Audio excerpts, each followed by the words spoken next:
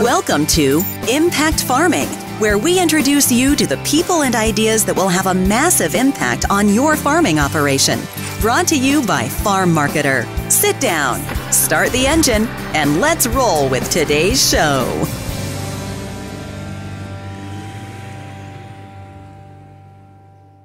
Hey, it's me. Welcome to this week's episode. I have decided to do something a little bit different this week, and I am re-airing an episode that I had with Dr. David Kohl in February 2024. Two reasons. It's an amazing conversation, and I found myself over the last couple weeks thinking about a few different things that he shared in the episode as it's happening right now. In this episode, it's titled Black Swans, Gray Rhino, and Roller Coaster Economics. And we talk about big events, black swan events, roller coaster economics, how to deal with volatility, AI, and deglobalization. And as we sit in February 2025, this conversation is even more relevant right now than it was when we had the conversation back in February 2024. So I am bringing it back to the platform, to Farm Marketer, to YouTube, and to our podcast destinations as this week's episode. I think you'll get a lot out of it if you're sitting on the farm going, what is going on in this crazy world in agriculture, trying to make sense of it all. If you are, you'll love this conversation. He's a smart man. He's a professor. He's an author. He's a speaker. He's an entrepreneur, invested in some big agriculture companies, and he is also a farmer. So boots on the ground and all the angles of the industry he knows and speaks to. I loved this conversation in 2024, and I just re-listened to it as I was deciding to re-air it. So I really think you'll get a lot out of it, and I will see you in that episode shortly. But first, a quick word from this week's sponsor. See you soon.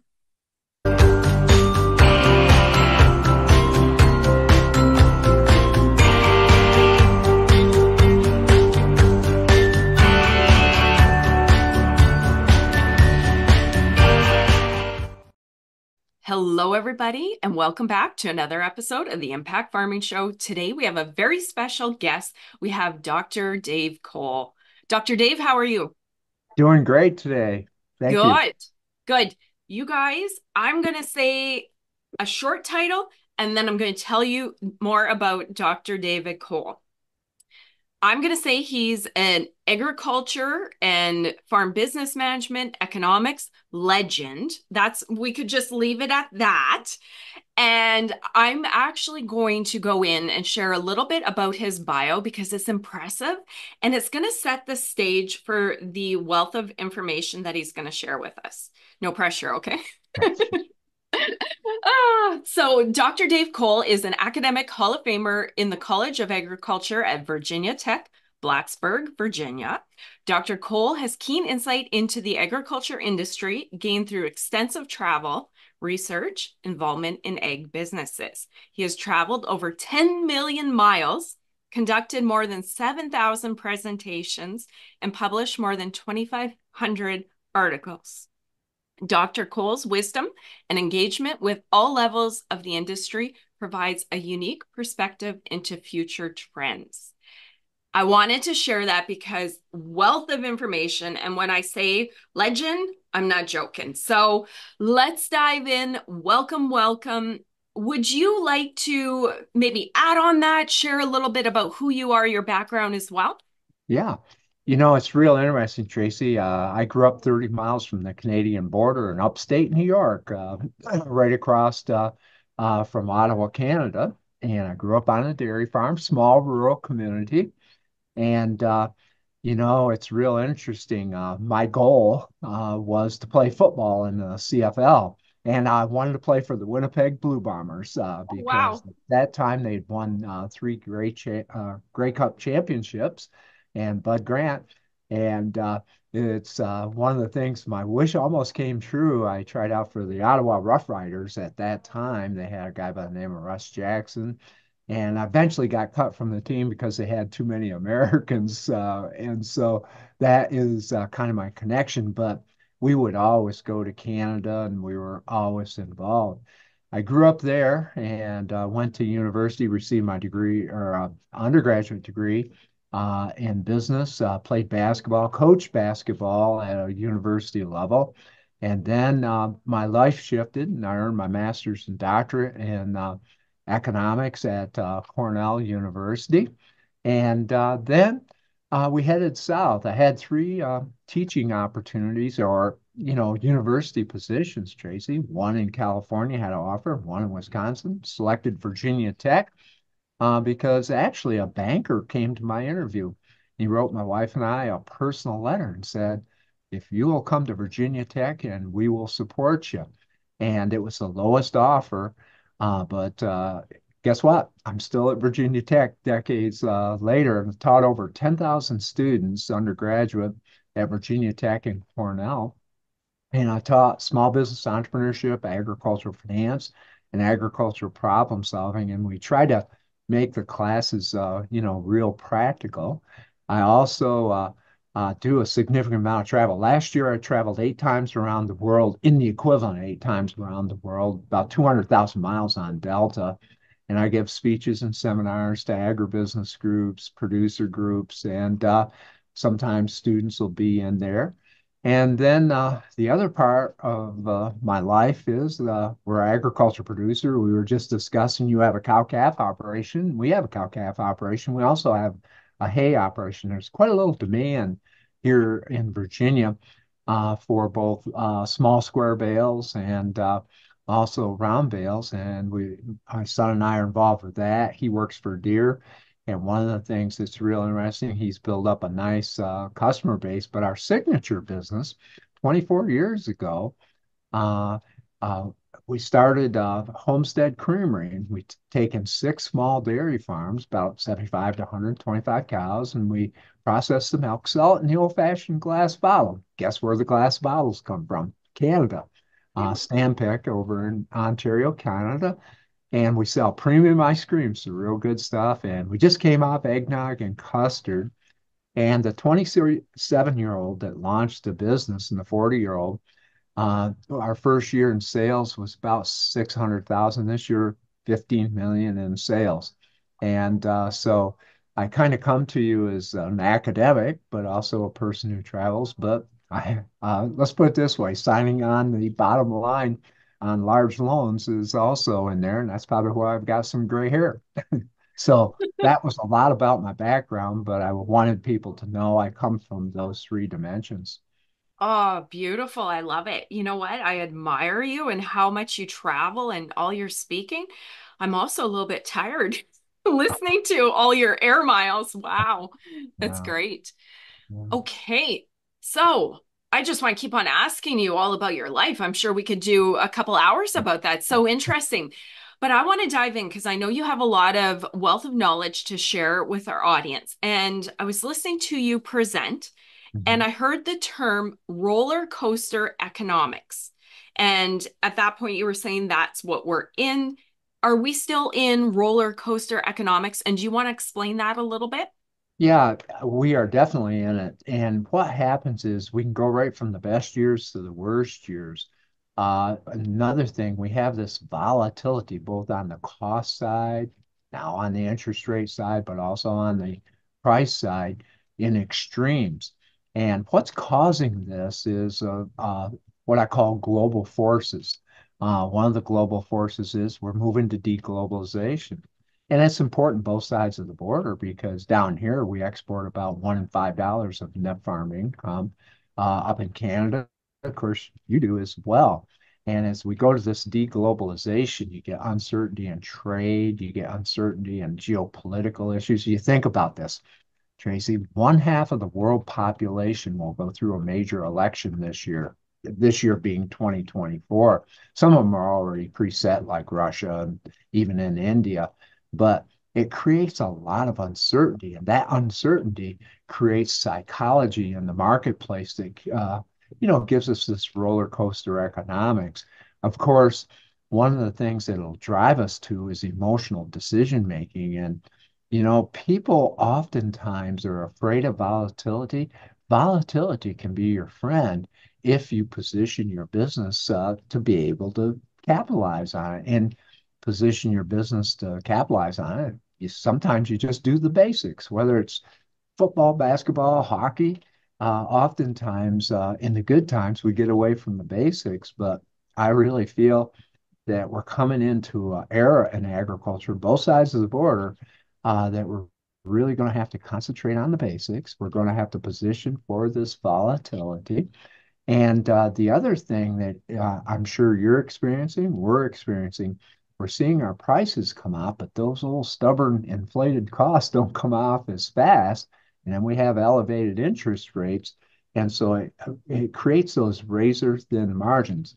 But one of the things I've been telling the groups, since the first year I've been out on the road. Hey, it's me. If you're enjoying this episode, like it and subscribe. We are here to bring you the people and ideas that'll impact your farming operation. And I would love to have you each week on this journey. Subscribe, and I'll see you back in the episode. This era, you're going to see a widening gap of profitability. There's going to be a set of producers that really get it, and they will to show a profit. The others, they're going to struggle a little bit, and a lot of it comes to what I call business and financial IQ. In other words, you got to be able to not only plan, you got to strategize, but the key I find is executing on the plan and then monitoring that plan. And that's the one, those are the two elements that a lot of producers don't do because, oh, we got to get the crop. Well, we got cow calving out here and different things like this. Sometimes you got to just kind of step back and pay attention to those elements as well. I love that you said that. And actually, business farm management IQ is one of two reasons I launched a show. Number one was farm succession. Mhm. As we all know in farming, we've heard a lot of stories of succession gone bad because there was no planning. Mhm. So I started this because I said, in this day and age, there's enough information, enough amazing guests like you to teach farmers how to do this. No excuse. Maybe previous generations, sure. But Mhm. going forward, no excuse. Mhm. Looping back around to what you said, producers are busy getting the crop in, taking care of the animals. Sometimes the pencil sharpening and that stuff, they're like, ugh. Mhm. So I started this to bring people on to give the gold nugget of the ideas that can help them with their farm business. So I just wanted to jump in there because what you said is so, so pivotal. And can I give you a shout out? And one of the things that I'm really finding, this is what kind of keeps my motor going at my age, your generation of agriculture producers, farmers and ranchers are really getting the importance of the business and paying attention to the business and the financials. And I'm finding that they're a step ahead of my generation, previous generations. And so I give you a shout out for that. And again, I applaud at your work because it's definitely needed because we have a tendency to focus on the urgent rather than the important. And and again, it's very easy to get caught into that trap. Oh, absolutely. Okay. So the foundation is set for the conversation. I would like to quickly ask you about opportunities to Mhm. focus on some positive, and then I know we're going to dive in on some threats and some things that producers really need to be aware of. So why don't we chat opportunities before we pivot into threats and interesting stuff here? And I like the way you framed that because oftentimes in my conferences, everybody wants to talk about the challenges and the threats. Let's look at the cup half full and see some of the opportunities. What are some of the opportunities? I'm looking at it. Your generation. Thanks. And one of the things that I'm finding is this next generation of younger producers, they're very entrepreneurial. Uh, you'll have side gigs that bring in income. You'll do things a little bit different. And, it's not only bringing the income, but it helps you network with other individuals and people picking up new ideas. I do about 12 young farmer rancher multiple day conferences. We just got off one this week. And it just is so exciting to see the younger generation embrace this. And by the way, sometimes it's not the younger generation. We had three individuals I called boomerangers. Who are the boomerangers? They went off and worked in business industry, teaching or whatever. One was a doctor for a number of years. He wants to go, come back at 45, 50 years of age and try his hand at agriculture. And it brings that whole new mindset. I'll give you an example. I was in a place called Bad Axe, Michigan. Believe me, there's a place called Bad Axe, Michigan.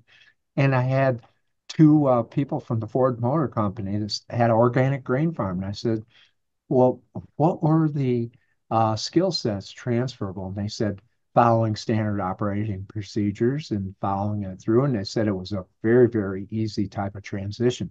So if you can't get excited about that, you're probably in the wrong, type of business. And again, what we're finding is the other element is that the people that will follow it, and I got to tell you, it's about being a 5%er. It's Mm. being just a little bit better in production, operational efficiency, but still being effective. You got to be careful. You can bean count too much. In other words, you can, hit the bottom line too much, but you still got to be effective. But also in finance, marketing, and risk management, which we talked about. But you know what? The big element is opportunity in agriculture. People are really astute at what I call human resource skills. I was going through my old neighborhood before Christmas up in upstate New York, and I was driving around the rental car, and I says, "Yeah, these farmers right here, when I was growing up, they were independent and they didn't want to deal with people. They liked their cows and their crops. But the ones that survived, they were interdependent and they had good, people skills. And I'm not talking about hiring labor, but working with your lender, working with your, working with the public, uh, working with the marketplace. Another big one that I'm starting to see is more value added. And the deal, both in Tucson and also the deal here in Austin, Texas, where we had Canadians in there, more and more are looking at avenues to provide value added, kind of like what we do in our creamery. And boy, that is very exciting. And it's kind of that entrepreneurial type of mindset. The other opportunity that I see, and we're doing it on our farms in Virginia, soil and water health is going to be a major, major mega trend. And I heard some producers, I was working out the other day in the health club down there at the conference, and they said, yeah, it was dry here in I call it Minnesota, but it was dry here in Minnesota. But we still yield it out. You know what it is? It is soil and water health and seed technology. And so, having those skill sets is very, very critical. And it's like a flywheel. You do things effective, it'll just spin your profits up. But you know what? You'll still have a life, a balanced lifestyle. So those are two or three places that I see um, the opportunities out there, and I could go on and on. One final big trend that I'm seeing, more women in agriculture. And it's real interesting. Give you this stat. Down here in the States, $68 trillion worth of wealth is going to change hands. That's the total economy between now and 2040. One third is owned by females. By 2040, two-thirds will be owned by females. Of course, females outlive the males, but more and more females are operating and managing the business. And it brings a different mindset to the skill set. And so, again, I could go on and on, but those are some of the opportunities, the cup half full. I love it. In our industry, as you know, and I would say the world in general, it's very easy with media and how easy we access social media to just get overwhelmed with the negative. Because, well, what's the media saying? If it bleeds, it leads. Yeah. They are incentivized to publish stuff that scares people, gets them to click. So it can be overwhelming. So I'm happy that you shared that. There is so much potential in this industry. And, Absolutely. And I'm glad you brought that up because we're having a conversation here. And one of the things that I really stress in my seminars is manage the things that you can control, manage around the uncontrollables. And I'll just give you an example. You can't manage Ottawa. We can't manage Washington, D.C., Moscow, or Beijing. You spend all, your body is X amount of energy. And if you're just watching all that stuff and you're constantly on your technology, on that stuff, that energy is just going to go down a rat hole. And so what you got to do is channel that energy over to things that you can control. And sometimes what you need is guide dogs. In other words, you need some folks to kind of get you out of that rut, put you over into this avenue. And you know, I got to tell you, as I told a group yesterday, I had a couple of people, younger folks, kind of on their, cell phones and different things like that. Sometimes you got to shut those off 2 or 3 hours a day and hear the silence. And oftentimes I tell people, you grew up with your grandparents from a farm, and of course I did. Sometimes we'd have those long talks on the back porch, on those summer nights. Of course, the sun doesn't go down up your way until, 10:30, 11 o'clock, just sitting there and talking rather than just be engrossed in all the technology. So one of the things is there's an old song by Junior Brown, the country singer, "Shut Up and Drive." Sometimes what you got to do is shut your technology off and basically drive your life. Love it. Thank you for sharing that. Okay, so why don't we switch into getting producers on their toes? As we mentioned before, it's fairly volatile these days. Can you share what you see as a 30-foot view of the biggest threats to agriculture? Let's say now, I mean, looking 10 years from now, I don't think we even live in that world. I would say like now and Yeah. near future. I'll tell you one of the things, and and I hope nobody takes this wrong, but on the whole green energy movement, uh, it goes through green energy and AI, artificial intelligence. You go through three stages. We're just gone through the infatuation stage. Oh, everybody's got to do this, do this, do this. By the way, we're moving now into the disillusionment stage. Matter of fact, go to Europe, a term's called greenlash. People are just saying, hey, it's great to have all the green energy movement, but look at China, look at India. They're putting in coal-fired plants, et cetera, et cetera. And so people are starting to lash back, and economics is still very, very important.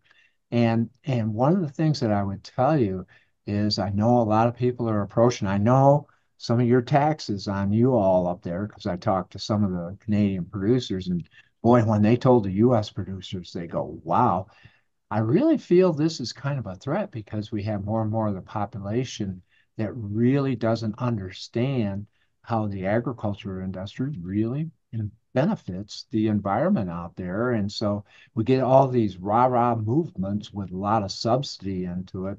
And you know what my big theme is? Is it going to be a profitable or in the black, green without government subsidy? And and I think that's a real, real threat to individual farms, but our industry, but worldwide, we're starting to see some backlash. Real interesting, this thing on AI, artificial intelligence. I want to give you a little perspective. In about 2018, AI had a human IQ of about 80, and then by 2020 it was 100. Do you know what it is now as we turn 2024? 124. By 2028, it'll be 1,200. Big topics of discussions in my 2 week deals here is the whole thing of data and how data is going to be used and who has ownership of data. And see, the agriculture industry is going to be one of the industries that faces itself first. But then people are saying, there are some advantages of this. But then as we go more high tech, uh, we're more vulnerable. Again, you're going to ask me about black swans. One of the things that really concerns me, we're going to have a high-tech 9/11 or Pearl Harbor. In other words, and what we've got to kind of think through as an industry, but individual producers, what happens if a satellite goes out? What happens if, our technology goes down? And so these are some of the threats that I kind of see out there. And then, of course, the threat is as we go deglobalization, what about our agriculture trade alliances? I'm a big believer, and again, I'm not just saying it because I'm with you here today. We need a North American strategy, Canada, United States, and Mexico. Hey, we're 29% of the world economy, over 500 million people, and we got to work as a North American bloc out here. We're very, very powerful as a bloc. But the problem is you've got disjointed, strategies in our political systems and different things. And what you have is you have to have an economic heart attack to bring people back in together. So those are kind of some of the threats along with the geopolitical agendas. And of course, we have war, in the Middle East, and you have one in Ukraine. Isn't it interesting as you look at the war in the Ukraine? Putin's strategy basically there is to wear the West down, and he's doing it. And we've set precedents in the past on that. But remember, everybody said, "My goodness gracious, uh, we aren't going to have the wheat supply of Ukraine, et cetera, et cetera." Do you see how quickly all of that was replaced by other countries, including Russia? And so, what I'm trying to say is, um, you talk about threats, they're multi-layered, and of course, the green energy, the AI threat, but the deglobalization, and then you know what the big threat is coming? Southern Hemisphere. And so I told the group yesterday, you take Brazil, it's adding acreage equal to the half of the state of Illinois every year. And everybody says, oh, they're tearing up the rainforest. No, it's the grassland. They got the potential to do that for the next 10 to 15 years. If we aren't careful, North America, and I'm including all three of our countries, we could be quickly, in which we are, becoming the secondary supplier. In other words, Asia and China is going to go there first, us second. Now, if they don't have supply, they come to us. And so these are some of the threats that I wish our ag industry, but also our leaders really need to address to position our industry so that, you know, we can serve the world out there. Now, I could go on and on, but those are some of the elements that I see. This is brilliant. I wish you would. I'm like, don't stop talking. Well, It's so we don't interesting. want to we don't want to bore our No, listeners.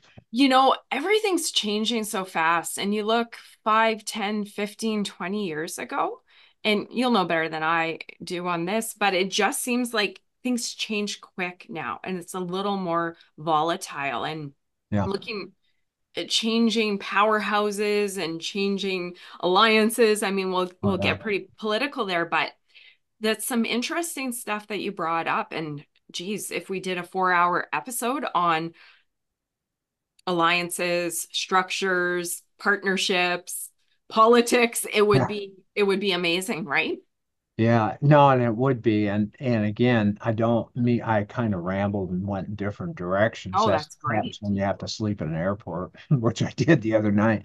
But the whole thing is, it brings back a skill set that's real important. I was on a program with Sherry Kohl. She was the Oklahoma Sooners women's basketball coach, and I had a great discussion. Of course, I played coach basketball. And she said, it's not how smart you are. People often say, "Oh, that's a smart person." She says, "I like the person who is interconnected, can kind of connect the dots."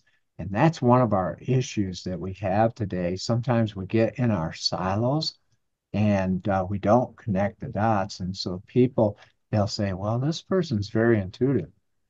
Uh, it's not necessarily smart. They know how to kind of connect information, connect dots, connect people out there. And I think that's going to be very, very important. But again, let me share with you as we conclude down this section, channel your energy toward those opportunities and the things you can control, manage around these elements. And somebody will say, one of your watchers of the program will say, what's he talking about? Well, maybe this is where you can use a marketing program or crop insurance or some of the various programs to kind of you know bridge that risk out there. And so you kind of have to think a little bit outside the box. Well, I'm glad you said that. And I'm going to throw this in there to bridge the manager energy and opportunities. And you said it. What we focus on, we know this as psychology, what we focus on grows, right? And Mhm. I have found myself over the last couple of years with the pandemic, everything that happened, losing my focus for the first time in my life. And I am like laser focused. And I lost my focus and you lose your energy. And here's the thing, I went down the rabbit holes, got sucked into that world's ending energy, and it's terrible. It doesn't feel good and it wastes time. But the funny thing is, for the amount of time, if you're sucked into trying to control the politics of your country, for the same amount of time that you're spending on social media sharing posts, you can start a page for your farm, start promoting your farm, and selling beef right to the public for the Uh, same amount of energy, right? no, exactly. For example, I was telling the group the other day, we use genomics and we actually sell direct to consumer. We collaborated with my former student who's a veterinarian, and people desire this trait and this trait, and they see our Angus cattle. We have the Angus cattle. Of course we do AI when we can, and again, you could put your energy towards something like that. It could be in the cropping industry or just sit there and worry. The other thing I've been telling groups when you do planning, and we did this at the creamery, we talk about ad.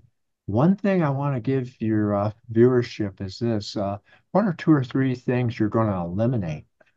Ooh, And I really find that what I call minimal mindset, try to, uh, eliminate some of those things. That has to be part of that plan that you're talking about. I love that. Okay, beautiful. Okay, you mentioned this a little bit in the last part. You Mhm. mentioned Black Swan. That's Yeah. actually the first time I ever seen you. You were doing a presentation on Black Swan.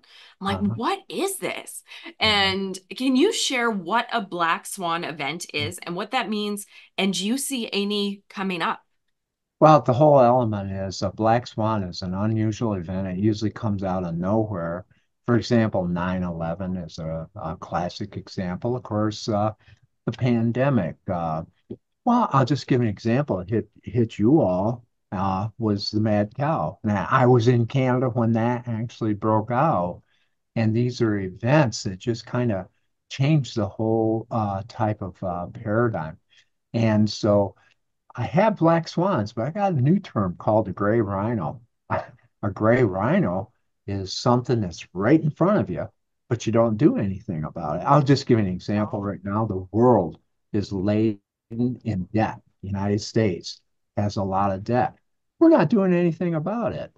And our debt went from 20 trillion to 30, it's now 34 trillion in 3 years. It's not sustainable. And so the whole thing is, I'm actually more afraid of the rhino than I am the swan. And but I'll give you an example. I really feel that our technology is going to get challenged out here, and you got to, the conflicts we have going on in Europe and the Middle East, and potentially Philippines or Taiwan or Croatia. What it does, it accelerates technology, and and one of the things is that, people start looking at different ways that we can, kind of take down. And one of the reasons the black swan occurs is oftentimes our security agencies are in silos and they don't talk to each other. And so I could definitely see that. And of course, we're constantly threatened by potential diseases that can hit, whether it's our livestock industry or cropping industry and different things like that. And again, I go way back. You're usually going to get hit with a black swan about once out of every decade or 15 years. Okay. And technology is the one I challenge a lot of our bigger companies. For example, our machinery companies, I really challenged this week.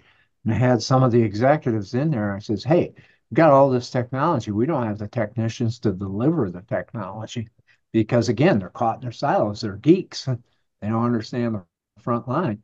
And if you think about this, now I'm being the bad guy. All of a sudden, I start attacking this technology at critical harvesting times or critical planting times. And I can change a whole host of things very, very quickly. And so, one of the things that I tell people, you can be high tech and be innovative, but you could be low tech and be innovative and still be successful. And that's what makes our industry, and I say it's our industry, really exciting because it's not one method that fits all or one size that fits all. So that's examples of some of the black swan potentials that I could see. The one that scares me right now is the gray rhino and debt issue, and it's just uh, and it's happening worldwide. We just pumped up this world economy. I know what's happening in Canada on land values. You know what's happening in the United States. We artificially kept interest rates down to zero from 2008 to 2020, inflated our stock market, our housing market, inflated our land markets. And that one right there created all this debt. And what will happen is everybody will say it'll be a black swan. Well, it's right in front of us, but we didn't do anything about it because, again, people don't want to make the hard choices from a public standpoint. Mm, well said. Okay, so the gray rhino is trapped Yeah, gee, in the the black gray, swans. it's so funny. I just started talking about the gray rhino in the past 3 or 4 months, and everybody's starting to pick up on it. And to think about it, and you just mentioned it. What's a gray rhino in a lot of agriculture or small businesses? Transition management. Mm, Why? Because oh, we don't want to think about that. Oh, I was on a farm the other day, 65-year-old, wife's 55, we'll just say almost 20 million assets, 3 million liabilities. I go, do you have a will? No. And I go, that's a classic example of a gray rhino. It's right in front of us.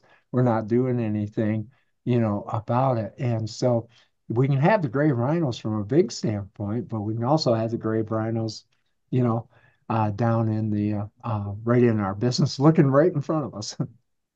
funny, I was thinking of how I'm going to title this episode when I publish it. I was going to say Black Swan Coming. And then now I'm going, Gray Rhino tramples the black swan. That's a pretty boy. You're creative. I Oh, like that. Gee, I'll have to put that in my PowerPoint. oh, there we go. Uh, Okay. So I think this is actually flowing perfectly. And stuff you've said there, where you've focused on the opportunities and really did a call to action on focus. You mhm. can control your focus. So we did opportunities. We chatted about threats, black swan, gray rhino. Do you want to talk about some biggest mistakes? And then we'll move into some advice you have for producers. So, what do you see as the biggest mistakes? And you've touched on them a little bit, but do you want to go there? Yeah, yeah. And you know what it is? It's overlooking the fundamentals, the basics, and what happens is, can I give you in marketing an example? Please. People are looking for home runs, but it's base hits. And I'll hear people say, "Well, I left money on the table because I marketed too quick." Folks, it's okay to leave money on the table. Uh, and you know what the basic is? They don't know their cost of production. They don't know their break evens. They don't know their cost of production break evens in a dynamic environment. For example, at the creamery businesses, we do a best average worst case scenario. Uh, but our management team challenged me to do the best of the best and just to put it in my face. And they did it. But all joking aside, it's a lot of the basics.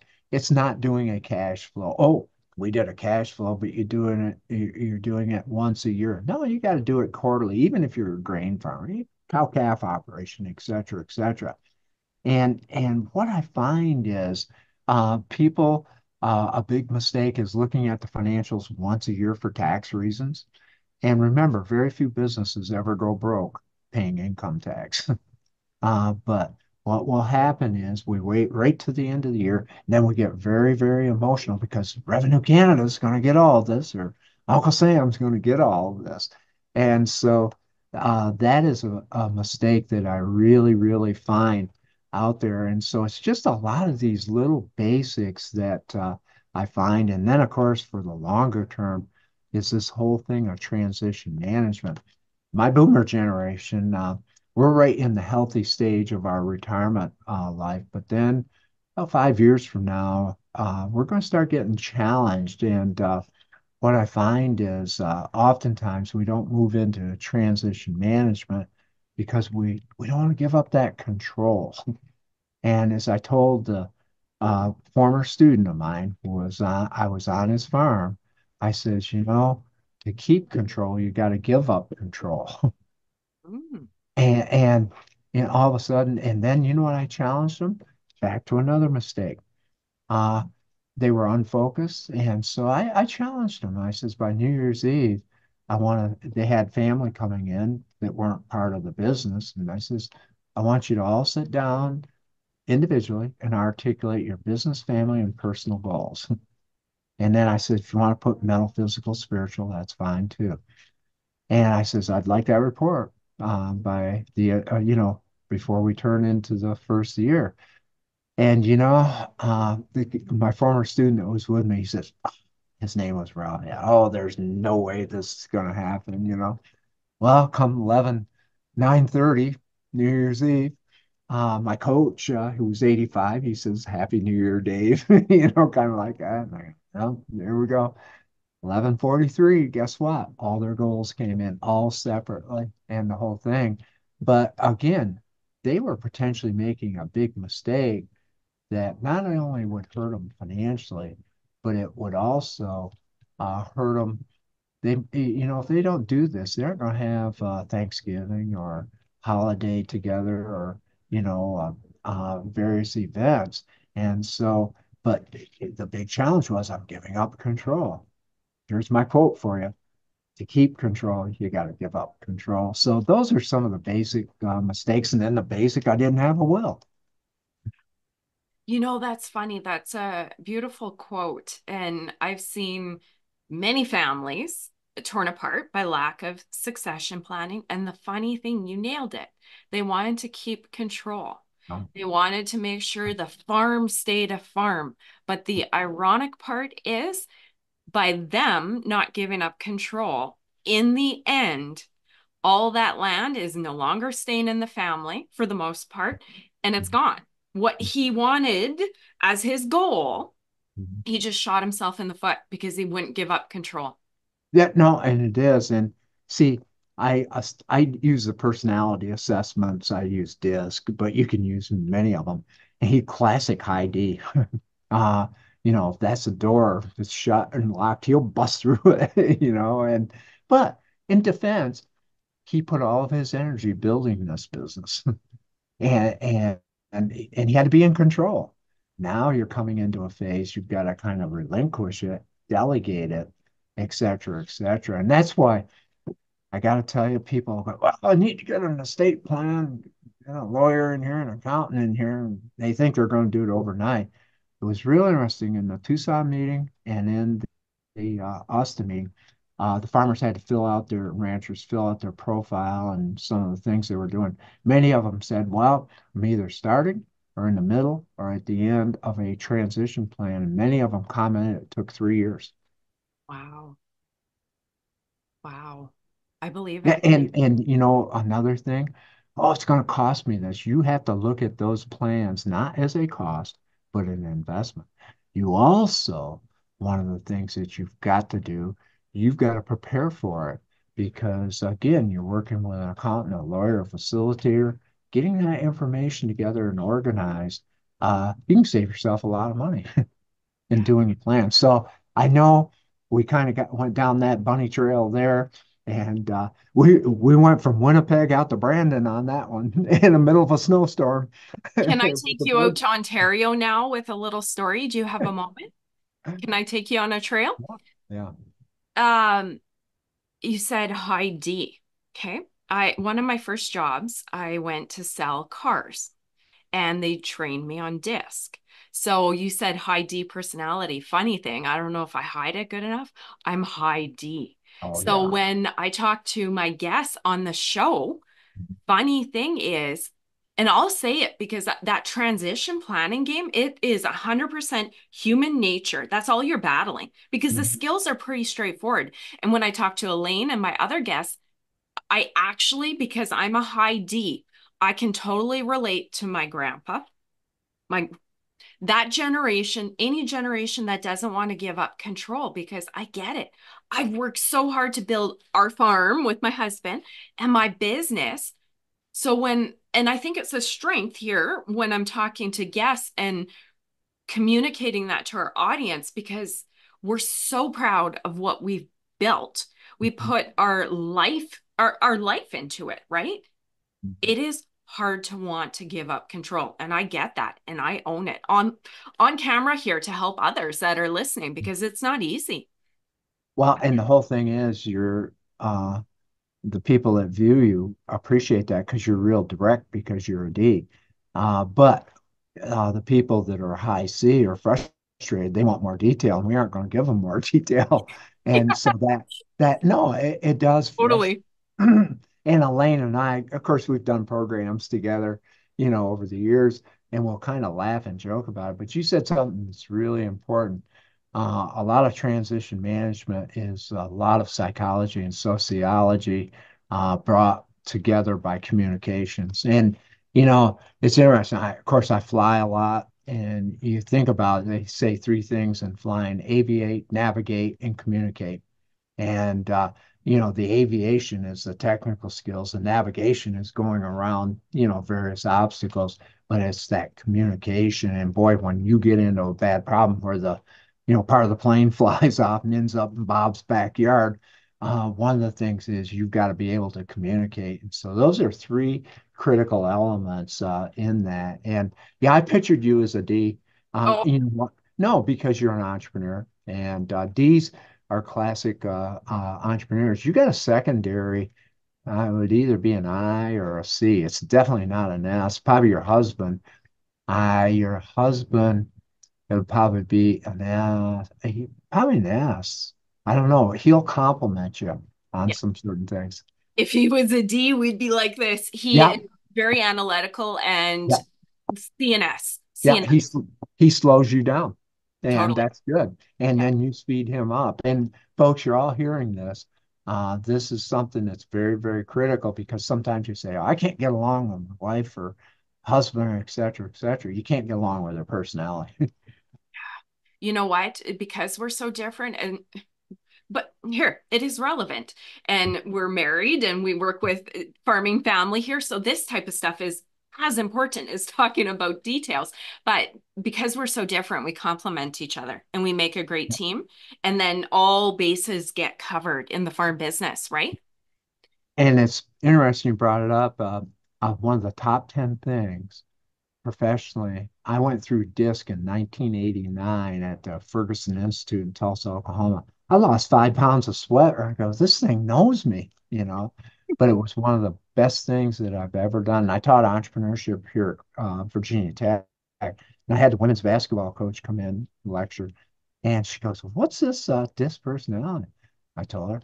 She started using it in recruiting basketball players because you got to work as a team. Oh, And then Pat Summitt, who is the winningest coach in basketball here in the United States, she started using it. And what we're starting to find is putting that culture together, that chemistry together, because you can create a what I call a stylistic culture, and nothing ever gets done. So, hey, uh, that is one of the best management practices as we moved into that I think anyone could do. It'll cost you 35 or $50, but it'll be one of the best things, and do it all separately. And I can tell you, D's do not like to take the assessment because "Oh, I don't have time for this." don't tell me what to do. Yeah, there you go. Oh, Uh, beautiful. And so very relevant to farming, to business, and to family farm operations. So I'm glad we went on to that little rabbit trail out to Ontario.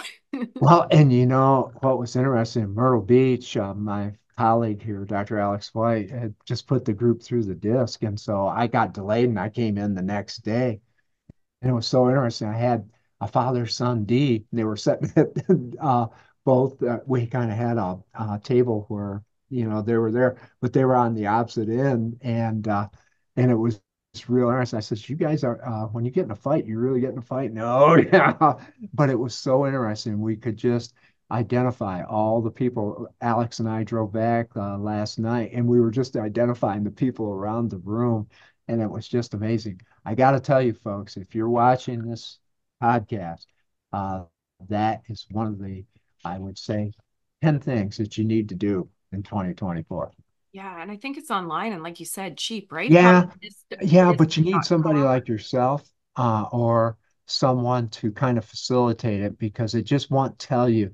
Sometimes what you got to do, you do it as a family or you do it. I love to do it in presentations because I love to do bankers because usually they're high C's and it really gets people kind of thinking out there. But it helps you not only in your professional, but in your family and your personal life. Totally. I love it. Okay, let's marry this all Yep. together with some advice on what producers should do. With the last couple years, we know it's been challenging. Yeah. Hopefully, we don't look at some gray rhinos and black swans, but let's get our farm businesses into tip-top shape. What's your best advice for farmers? Well, first of all, I would start out just like I did with the farm couple. Establish your goals, business, family, and personal. 1 year goals under, you know, 1 year and under is your short term, 3 to 5. I only go about 3 to 5 now because things have changed. And I could give you the 80-16-4 rule. 80% of all Americans have no goals, 16% keep them in their mind, only 4% write them down. If you want to be a 5% or something 96% of people don't do, write your goals down. And I was indoctrinated with that way back in my youth because we had this organization called the FFA. It was very goal centered. Our basketball coach was a we set the national winning streak in the United States in high school basketball. He was very, very goal oriented. That's number one. It's simple. A lot of people, and it's perfect time of year. It's cold as can be up there. We're getting nasty weather. Good time to set your goals. You know what the second thing is? Do a cash flow. It's 80% of a business plan. And you know what you got to think? You got to think through your operational plan, your production plan, put some numbers to it, finance, do the best, average, and worst case. But not only do the plan, but monitor it. At the creamery, we're monitoring it weekly. One of the best things that we've ever done. So all of a sudden we start, whoa, what's happened to sales this week? Or what's going on here? You can tweak and make adjustments. And I find people will say we need to develop a business plan. That cash flow can go there. And again, do your best, average, and worst case scenario and monitor it. That is definitely one of the things. The other thing is a risk management and marketing plan. Of course, you're a little different up in Canada than we are here in the States, but that include crop insurance, a marketing plan when you're going to market, how you're going to market. Very, very important. Here comes the big one, financial liquidity. And I can just hear the people have heard me before in Canada just laughing. And I got to tell a funny story. I was up in, I don't know, it might have been Winnipeg or Saskatoon or Moose Jaw or somewhere up there. And all of a sudden, a guy came in and he says, "Well, I know what you're going to talk about."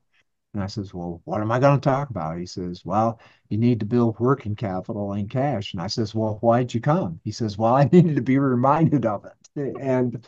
But with volatility and thin margins, building that working capital, and it's just current assets minus current liabilities and includes some of the cash in there.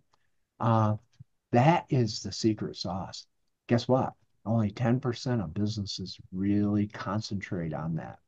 And it's a basic because what will happen is when you get those profits, uh, part of it, I call it the 60-30-10 rule. 60% of your profits go to get efficient, but still be effective and grow your business. 30% build working capital, but you're going to have to pay Revenue Canada You're going to have to pay taxes, but that is your buffer. And then 10% do what you want to do with it because life's short. And people watching our webcast or podcast here today are going to say, yeah, I've heard Kohl say that. And when I say working capital and cash, what do you often hear? Working capital and cash is king. Well, I got set straight up in Canada, Woodstock, Ontario. An RBC lady came up to me and she goes, Dr. Kohl, I want to challenge you. And you're saying working capital is king and cash is king.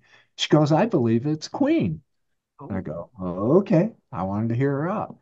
And she goes, do you ever play chess and checkers? And by the way, growing in upstate New York, off the lakes, we'd get lake effect snow, 70 inches of snow. So we'd be out of school. So I'd play with grandpa and grandma, chess and checkers. And she says, you want your business and your life is like a chessboard or a checkerboard with various moves. Most important player is the queen. The queen's there to block adversity, take advantage of opportunity. Boy, when she said that, all my PowerPoints have changed from cash and working capital is king to queen. And I want to thank the RBC lady for that. But it just makes perfect sense. And I got to tell you, whether it's a country, a household, a business, or personal finances, one of the things is where's the choke point? It's usually liquidity. It's usually liquidity, and you'll see it every time. So that is something very important. And another best practice is have an advisory team. mm, Need some people there in the boxes to kind of help you, kind of coach you. And sometimes it can be a peer. Sometimes it can be your banker, your lender, it could be a consultant, etc. And if you don't threaten to fire them at least two or three times, they're probably not challenging you enough. No, I'm serious. It's kind of like transition management. If you don't threaten to fire that person, Elaine and I have talked about that before, two or three times, they're probably not asking you the tough questions because guess what? They're going to put you on the spot and have it. That's the fastest growing trend south of the border with young farmers now.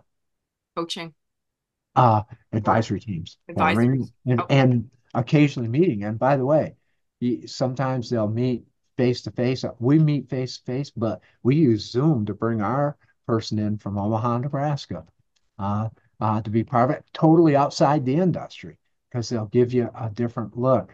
So that would be one. And then have a good set of lenders and suppliers. And remember, it's not about the lowest interest rate. Do they understand your business? Do you understand your industry? And can they help explain some of the numbers that make sense? Oftentimes, we'll put those financials together to get the loan, and but understanding those finances and maybe the lender knows how you kind of compare with other folks, et cetera, et cetera. It's designed to make your business better. So those are four or five things that, on those cold winter days up there, when the, days are short, think about some of those things that you're doing. I love it. Beautiful advice. Okay, I'm excited for this. I have a few really fun, quick questions. I love it. I want to get to know you a little bit better. So, first question. What is something you're really fired up about, personally or professionally? And it could be fired up good or fired up like I'm angry and taking action on this. I'm curious. Yeah. What gets me fired up and gets kind of a passion going is actually working with young farmers and ranchers and then seeing them 2 or 3 or 4 years later, they're implementing our business IQ and they're saying, this really helped me and this was real successful. You know what? Gets me kind of fired up having a banker put on an evaluation that global economics wasn't important to his bank or his customer.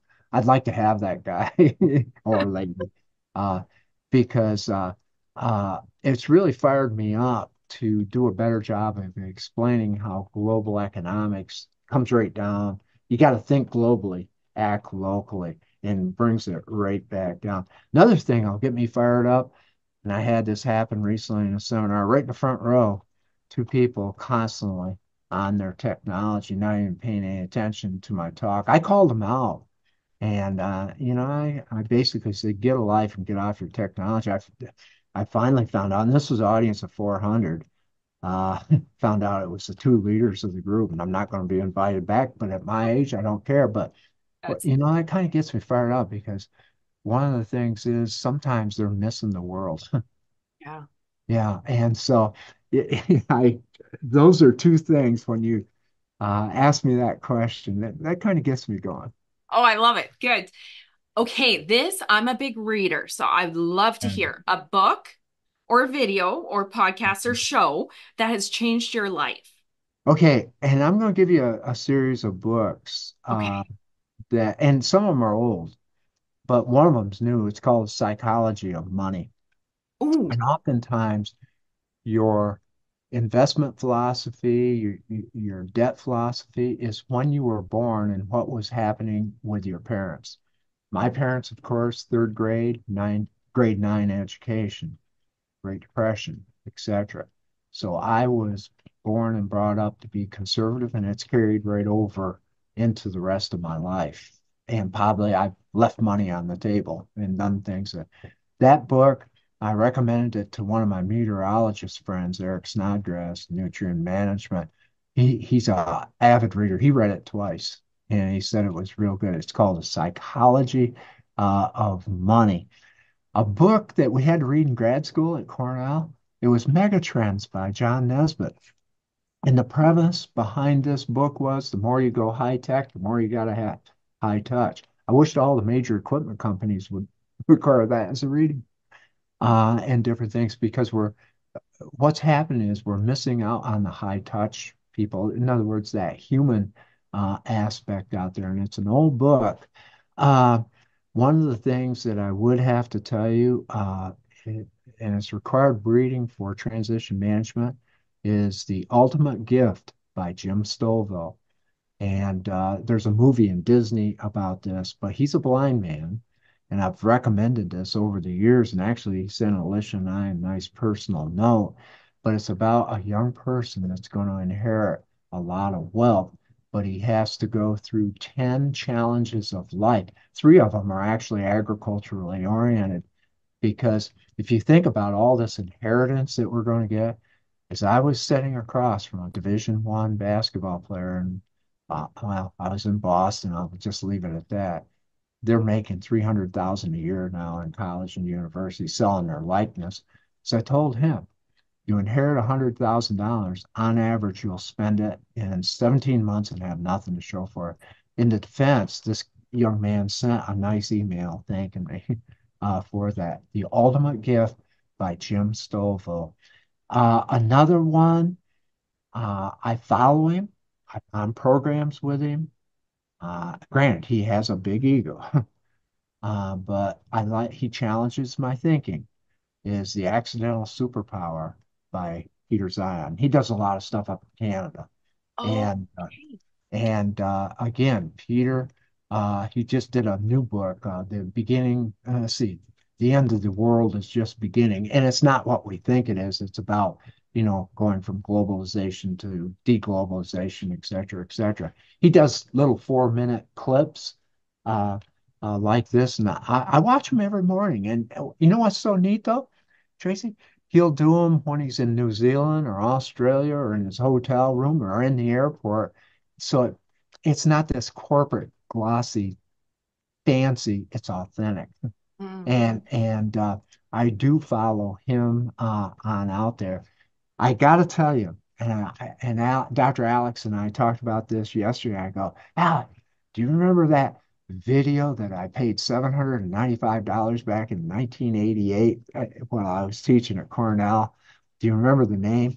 There was a guy I used to follow, Tom Peters. He wrote, Peters and Waterman wrote the book In Search of Excellence, but he had a great video, Passion for Excellence, and he took 5 companies, FedEx, a baseball team, a bank, and he basically said what made them better than the others. And it was a lot of little simple stuff like they just talk to each other. And he talks about FedEx. And actually, we worked on FedEx.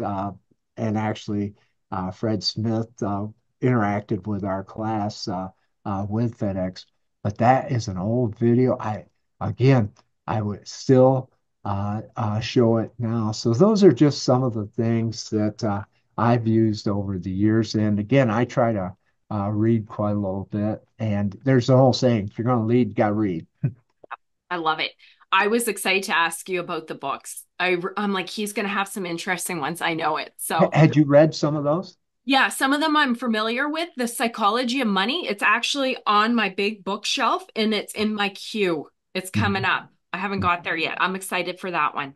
And can I suggest to any of your watchers that are going through transition management, that would be one for all the generations to read because it kind of sets the footing of kind of why don't they want to take on more debt? Mm, Why do they want to do this? And so it just lays it out very well. okay, I think that one's going to move up the queue a little bit Yeah, faster yeah. now. By the way, Aaron's got to read that one too. Aaron's your husband, right? Anthony. Oh, Anthony, Yeah. gee, see what happens when you don't get sleep in the airport. Sorry about Not that. even, I don't even think I said his name, so don't feel bad. And I wouldn't, you shouldn't even feel bad anyways. Yes, I'll get him to read it Okay. because family being on the same page of money, Hmm. huge. Hmm. But spouses, I would say that we can go down a whole nother episode, but we won't. I mean, that's a big Now, disharmony in a relationship, right? now, you know what? I'm going to challenge you. I want to see it. When Anthony goes through it and you go through it, then I want to see a podcast talking about that from both of your standpoint. Oh, Oh, so you have Anthony watch this, and that's my challenge to Anthony. I will, I'll do it. I'll get his perspective, but I don't think I'll ever get him on this camera. No, I know. I'm having fun with you. That would be fun though. And you know what? I'm actually thinking about reading it and then doing a quick video for our show Uh, about it, like a featured book, if you think it's that good. oh yeah, it Yeah. is. Matter of fact, uh, got it right there. Oh, there we go. Oh, I'm Yeah, so yeah, excited. it's right Okay. over on my Okay, I shelf. think I'm starting it tonight. Yeah. No, no, now, come on. It's Friday night, date night. Oh, jeez. Yeah, we'll have a nice steak. We'll have a chat, and then I'll go read the book. There you go. Oh boy. Um, Okay. Two last things. Best advice you've ever got and parting words for our audience, and then we'll wrap up. Best advice I've ever got. Never forget where you came from. Hmm. You Beautiful. know, my dad, he says, "You ever think you're important in life?" He goes, "Take a walk in a graveyard." Oh. And he said, "Remember, JFK was replaced in 12 minutes." And sometimes we've got to think about where we came from. And we just honored our coach, high school basketball coach, but he was honored in college, and many of us went there. And of course, he taught us discipline. He taught us, all the rigors. But one of the things I'll never forget Murph telling us is never forget where you came from, and make sure you compliment the people that helped you in your journey. And then he said important in life is going to be networking and interaction. And actually, I sent him a nice little handwritten letter just recently, just saying, those were a couple of principles that's carried over out there in life. And again, subtle little things, but it's oh, we're too busy. We're on these things and these things. Uh, and by the way, handwritten letter, you don't do a text or an email. You know what handwritten is? Authenticity. Mm. Yeah. Beautiful. I love that. Best advice, parting words. I mean, you just shared some good. Wow. I hit it, and I actually prepared for this, and I guess just the parting words is try to be a 5%er, Mm. stick to the basics, concentrate your energies on the things you can control, manage around the uncontrollables, get your financial household in order and working capital, whether it's business, personal, or whatever it is. And remember that working capital in the chessboard, it's a queen. And it's there to block, but it's there to take advantage of opportunities. And I guess the other thing would be goal setting. I'll give you that focus, but get them in writing and check them. And remember, we're moving into an era of agriculture from about 2025. I call it quarter century now, to 2040, where we're going to be very, very interdependent. And uh, remember, your self-worth and your net worth in life will be equal to the people you associate with. Beautiful. Wow. There we go. What a beautiful way to wrap up. You know what? I have been waiting for this interview. I knew it was going to be fantastic, but this was beyond my wildest. Now, you're making my head big down here. Remember where you came from, Yeah, Dr. yeah, yeah, there you go. Even when Tracy says all those beautiful things about you, I'm just joking. You know what? There was so much positivity, so much wisdom in there, things to look out for, things to be on top of, and some just common sense, boots on the ground knowledge. Some beautiful information in there. Thank you. Oh, no, thank you. And I want to give you a shout out. Thanks for doing this. Thanks to just the agricultural industry in general, because, there's no successful culture without agriculture. In other words, it's the culture in part of the word agriculture that is very, very critical. And we all play a very, very important role, in that, in our little own way.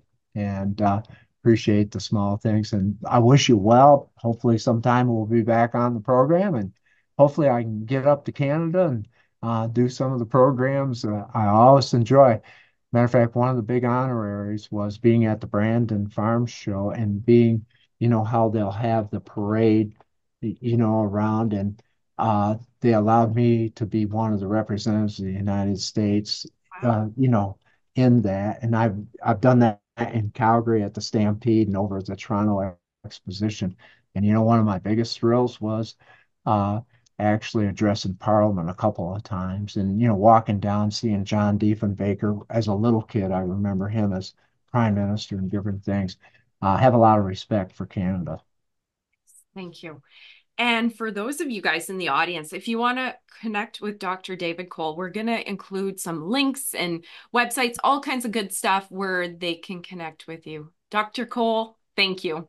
No, thank you, and keep up the good work. And you and Anthony have that steak dinner. We will. Thank you very much. You in the audience, thanks for tuning in. And if you love this as much as I did, like it, share it, comment, get it out there, because every single farmer needs to hear this. Thanks, guys. See you next week. Bye-bye.